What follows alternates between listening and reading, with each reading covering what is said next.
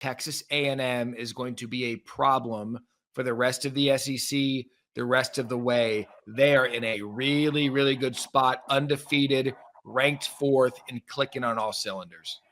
They are, and it starts with the head coach, Mike Elko. The day he was hired, you kind of felt a sea change in Aggie land, and they continue to negotiate difficult moments. But Matt, everybody's having a hard time on the road this year in the SEC. This is not coming from the conference public relations office. This is watching football as you do every Saturday, all day, every Saturday night.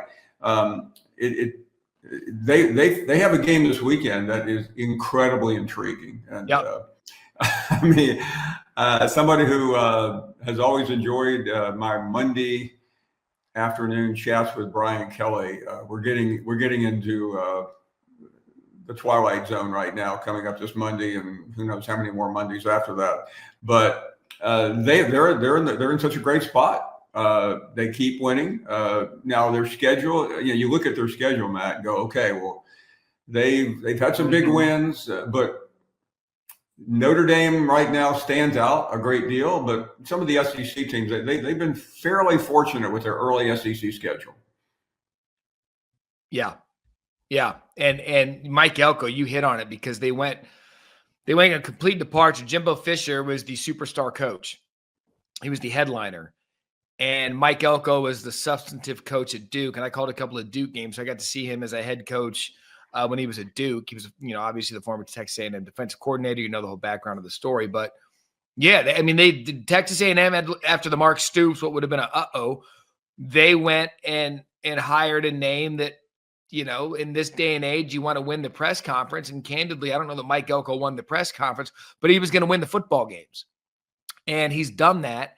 And now Marcel Reed has developed. They have as good a skill position players of anybody in the country.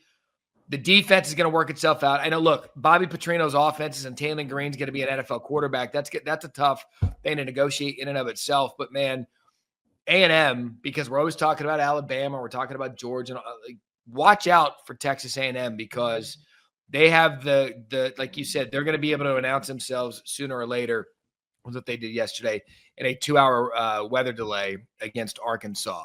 All right, let's start getting uncomfortable. That portion of the program. LSU at Vandy. Brian Kelly and the Tigers, they're out of the SEC race and they're out of the playoff race. And it's the temperature in Baton Rouge is probably going to start heating up a little bit. It will. I heard it throughout the week. There's always been this difficult dance with Brian Kelly and LSU fans. But this past week, it seemed to get even more uncomfortable. And this is not losing to a Vanderbilt team in the past. This was a game that everybody expected Vanderbilt to compete. They were favored, all the things that really don't matter. But it's still hard to sell an LSU fan base on where they are right now. And the Clemson loss, Matt, tell me, we've said this a couple of times with various teams that, like the Alabama loss to FSU keeps getting worse, and the LSU win over Clemson keeps getting worse. So it just doesn't count. And the reason I say that is that LSU is on day one was a team that could have afforded 3 losses. They can't anymore. Yeah.